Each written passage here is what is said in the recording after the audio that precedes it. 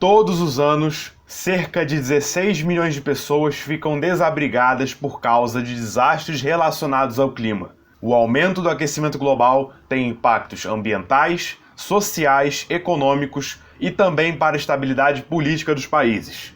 Os conflitos armados alteram o meio ambiente, principalmente em países pobres e menos desenvolvidos.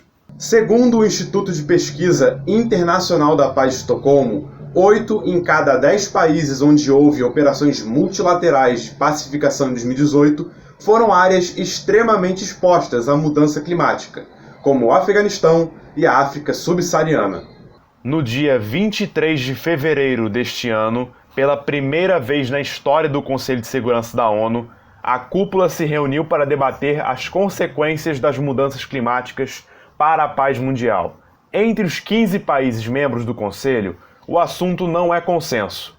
Muitas vezes, interesses nacionais são diferentes dos globais. Não resta dúvida que a Rússia tem interesses muito específicos em relação à pauta climática, por dois motivos. Primeiro, é uma grande produtora de combustíveis fósseis, né? Então ela tem um interesse que esse tema não vire algo muito forte internacionalmente que possa limitar o seu poder nacional de decisões, mas mais importante ainda, o degelo do Ártico ajuda a Rússia a poder fazer comércio, né, com os navios a partir do Ártico. Então, ela tem um interesse, eu diria, se tem alguém financeiramente que talvez ganhe com o tema de mudanças climáticas, com o aquecimento global, é logicamente a Rússia. Com Joe Biden na presidência, os Estados Unidos retornaram ao Acordo de Paris, o tratado assinado há 5 anos para reduzir o aquecimento global. Mas a mudança de postura dos americanos deve ser vista com cautela. O problema é que uma coisa é a vontade do Poder Executivo, outra coisa é a capacidade que esse Poder Executivo tem para passar legislação, compromissos, políticas no Congresso Nacional. E, em primeiro lugar, a maioria do democrata é muito estreita no Congresso Nacional, quer dizer, a rigor ela está empatada lá no Senado, né?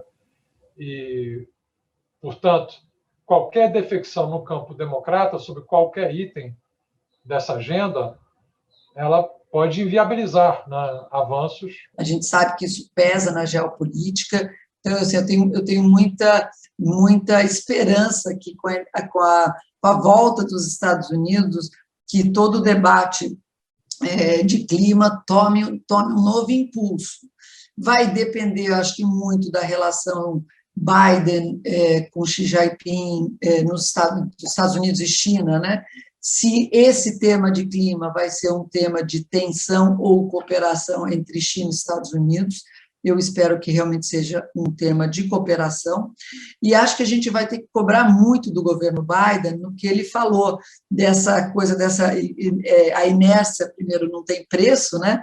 E que a gente não vai mais poder tolerar demagogos para não ter retrocesso. Esta pesquisadora acredita que o combate às mudanças climáticas deve partir dos países desenvolvidos. É de se esperar, portanto, que os estados desenvolvidos e que contribuíram historicamente com o problema da mudança climática há mais tempo, né, assumam uma liderança nesse processo, no que diz respeito a iniciativas de mitigação das emissões, no que diz respeito principalmente à transferência de tecnologia, de know-how, de investimentos para os países em desenvolvimento, no sentido de tentar auxiliar esses países na sua trajetória de redução das emissões. Uma pesquisa da Universidade de Stanford sugere que o aquecimento global ampliou a desigualdade social entre os países.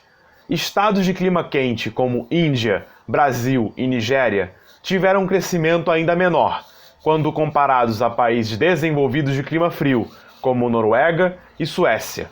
Entre 1961 e 2010, o abismo entre as nações mais ricas e as mais pobres aumentou em 25%, como consequência do aquecimento global. Então, até que a gente crie resiliência em regiões como a África ou nas regiões mais pobres na América Latina, essas regiões sofrerão sempre, né?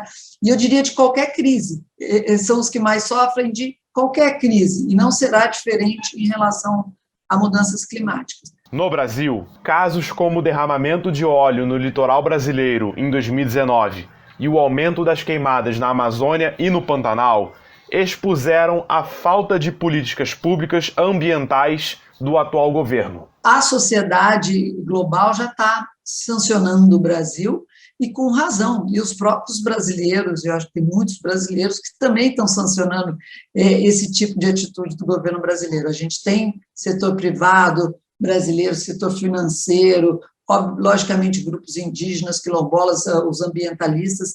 Está claro que essa política beneficia uns poucos e uns poucos não interessados com o meio ambiente, isso está mais do que claro. O Brasil vem se mostrando totalmente incapaz de reduzir as suas emissões de gases de efeito estufa, de controlar a questão das queimadas, de, enfim, proteger a sua diversidade biológica, a sua biodiversidade. Então, essa é uma imagem negativa que o Brasil vem carregando, né? Que o Brasil vem, de certa forma, que o Brasil vem construindo aí nos círculos internacionais. E essa imagem é muito prejudicial para o Brasil, tanto em termos políticos quanto em termos econômicos. A agricultura tem importante papel na economia nacional. Representou 26% do PIB brasileiro em 2020. O agronegócio é altamente dependente dos recursos naturais, mas também é responsável pelo aumento do desmatamento de grandes biomas, como a Amazônia, o Pantanal e o Cerrado.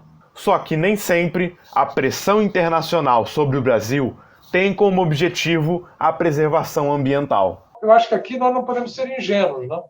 Eu acho que nós devemos combater e punir práticas predatórias da agricultura comercial brasileira em todas as dimensões. Mas não devemos aceitar que esse tema seja usado hipocritamente pelos países centrais para preservar as posições de mercado que as suas empresas conquistaram. Nós temos uma economia que depende, por exemplo, de um ciclo de chuvas entre Amazônia e Cerrado, que é a base da agricultura brasileira, do agrobusiness, das nossas exportações. A mesma coisa, eu diria, na área de energia, como muito da energia elétrica brasileira depende, acho que 80% depende de hidrelétrica, né, ou 70 e poucos por cento depende de hidrelétrica. Com a mudança do ciclo de chuvas, novamente, a gente vê já no Brasil isso, né, que muitas vezes as usinas hidrelétricas brasileiras não têm água suficiente.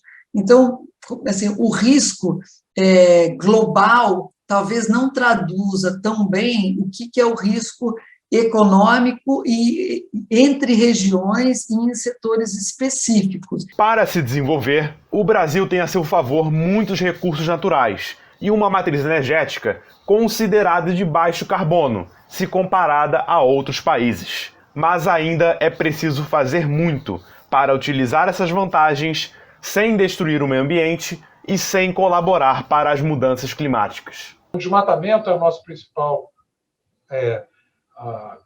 contribuição, nossa principal mazela, né, da contribuição brasileira para o aquecimento global. O Brasil tem uma legislação ambiental bastante avançada, né, em termos de proteção do desenvolvimento sustentável e de combate ao desmatamento. No entanto, em grande medida, o país não exerce a sua soberania sobre grande parte do seu território nacional, que é, sobretudo, a região amazônica, né, porque não consegue fazer valer a legislação ambiental do país. A gente tem que fazer duas coisas, diminuir muito as emissões e aumentar muito a capacidade que nós temos de captura de carbono, por exemplo, com programas e projetos de reflorestamento, que deveriam ser maciços, e no caso da China é maciço, mas vão ter que conseguir uma aceleração muito mais rápida. Há alguns que acreditam que a gente vai ter novas tecnologias, né, assim, hiper high-tech de captura de carbono. Os preços assim são incrivelmente altos e com uma capacidade ainda muito mínima. Então, eu não aposto nessa revolução tecnológica. Se ela vier, muito bem-vinda, maravilha, mas enquanto ela não vem, vamos fazer a nossa lição de casa, diminuir o máximo e com maior velocidade possível a mitigação de carbono e plantar árvore, que é a melhor e mais completa máquina de captura de carbono que a gente conhece. Então, vamos apostar nela, né?